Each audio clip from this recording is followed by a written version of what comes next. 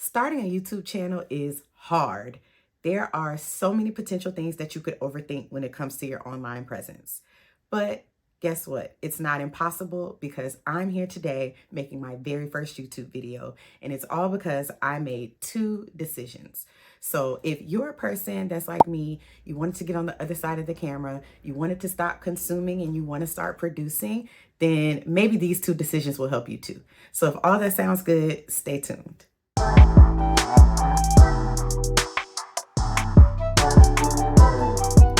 Before we jump into all the good stuff, I wanted to introduce myself a little bit. So my name is Tori, and I currently work in marketing. I've also been an educator and worked in management before, among many other things. And that has bred in me a passion for entrepreneurship that I'm expressing through the Small Biz Collective. And so on this channel, we're going to talk about small business systems, the way things work. We're going to talk about productivity because I definitely have ADHD. We're also going to talk about AI, the tools that can help us in our business. And then the last thing I'm super passionate about, which is business writing. I think it can actually help us harness all of the power of AI. And lastly, I wanted to play a little icebreaker to give you two more pieces of interesting information about me. I'm going to actually give you three statements, two of which are true and one will be a lie. And I would love for you to drop in the comments which statement you don't think is true. So the first statement is, I've traveled worldwide, but my favorite destination is New York City. The second statement is that I'm a published author. And the third statement is that I was born and raised in Birmingham, Alabama. So yeah, drop in the comments below which one you think of those three is the lie. So the first big decision that I had to make before I decided to record my first YouTube video is like, who am I and how do I want to show up? And that led me down the path of a lot of research, which if you want, I can delve deeper into this in a full video, but it led me to brand archetypes. And those are sort of like the vibe that you give as a brand, or the vibe that you give as a person, or the vibe that you give as a YouTube channel. So it kind of breaks down brands or these inanimate things into like personality traits that you can help position yourself or figure out how not to blend in with the crowd, but stand out because you're bringing your own vibe. So I'm going to go through very briefly the 12 archetypes, give you a very quick overview of what the characteristics are. And I added a little extra fun piece of information that I'll display on the screen as I go through these. So the first three we have are the explorer, the sage, and the jester. The explorer is super bold and adventurous and leads the pack. Innovative would be a good word that I would give an explorer. The sage is more like a deep thinker, a person with a lot of wisdom, somebody that's really coming to drop the knowledge and educate you. And then the jester is somebody that's like fun, coming to give the laughs, crack you up, split your rib.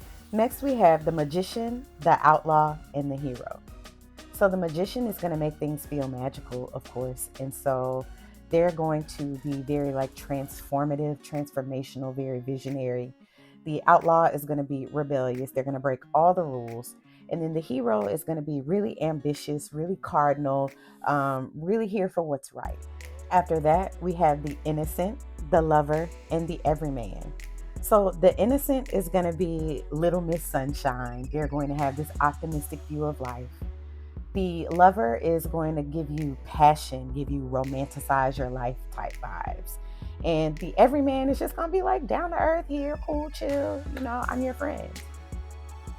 Last but not least, we have the caregiver, the creator, and the ruler. So the caregiver is going to give nurturing vibes, of course. They're going to help you through everything. The creator is going to be very artsy-fartsy, very like hip. And the ruler is going to be very authoritative. They're going to come from a place of expertise, a place of authority. And they're going to be like, listen to me because I've got the answers.